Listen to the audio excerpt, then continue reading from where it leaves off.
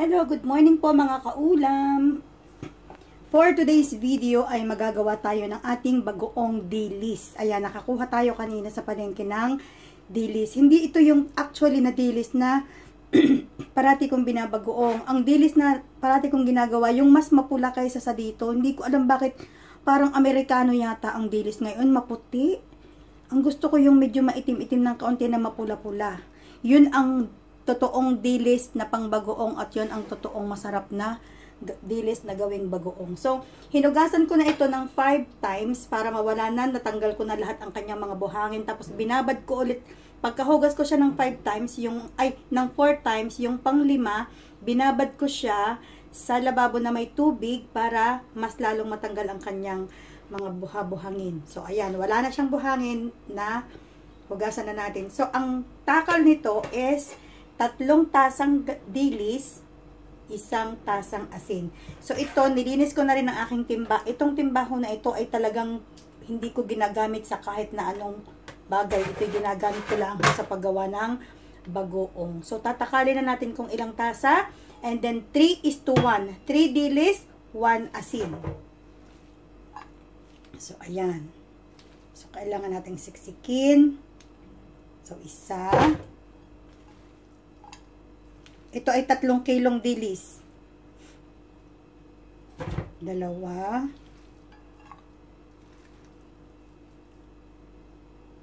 3. 4.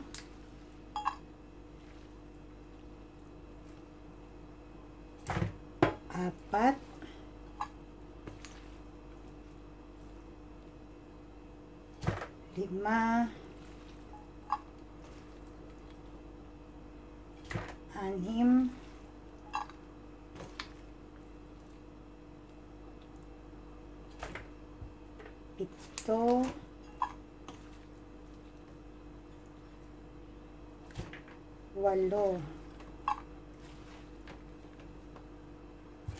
6.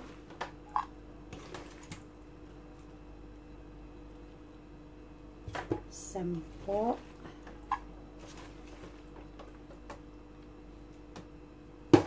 9. 10. 11. 12. So, 12 na tasa, lalagyan natin ng 4 na tasang asin. So, yan. Lalagyan natin siya ngayon ng 4 na tasang asin. Hugasan ko muna ang aking tasa.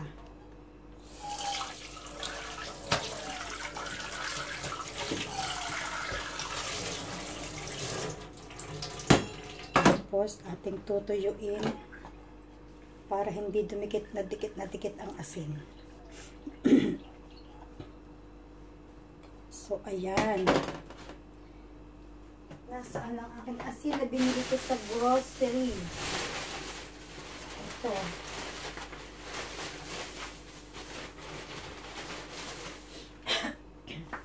So, meron tayo ditong refined table salt.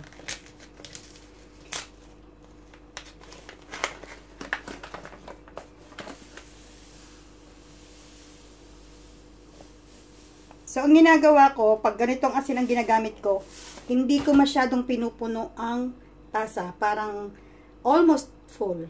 Ganyan. 1.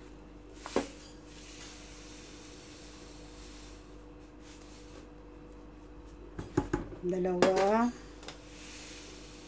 Hindi ko siya pinupuno. 3. 4.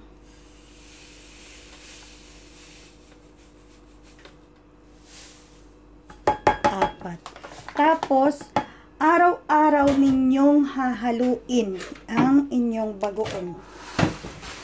Pag ganito, araw-araw ninyo itong hahaluin. Tapos, kailangan ang takip niya ay malinis. Para maiwasan natin na magkauod ang bagoong, dapat ang ating paglalagyan ay malinis. Malinis na malinis. Ito, nilinis ko talaga. Pinatuyo ko ng maayos to. Tapos, so, nahalo na natin na may asin. Ayan. Tapos, ang ginagawa ko, ang pagtatakip niyan ay hindi ko dinidiretsong takip na ganito. Nilalagyan ko muna ng plastic.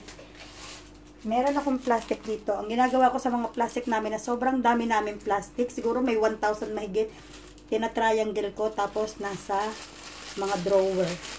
So, ginagawa ko, malinis itong plastic na ito. Tatakipan ko muna siyang ganyan. I-expand natin. So, tinatakipan ko muna siyang ganyan ng plastic para hindi talaga siya mapasok ng dumi at hindi siya mauod. Yan. Tapos, tsaka ko ilalagay ang takip niya. Ganun. Yan. Ganyan ang pagbabagong. Tapos, everyday ko siyang hahaluin hanggang sa matunaw na ang pinakadilis niya. Actually, sad ako dahil hindi talaga ito yung dilis na ideal na dilis na binabagoong ko, pero wala akong choice. Ang tagal ko na naghihintay, wala talaga. Ito daw talaga ang dilis ngayon daw ay Amerikano na. Wala daw Arabo na dilis. Okay, babush, sana natuto kayo, gawa kayo ng dilis, bagoong para hindi na kayo bibili ng bagoong sa palengke. Babush.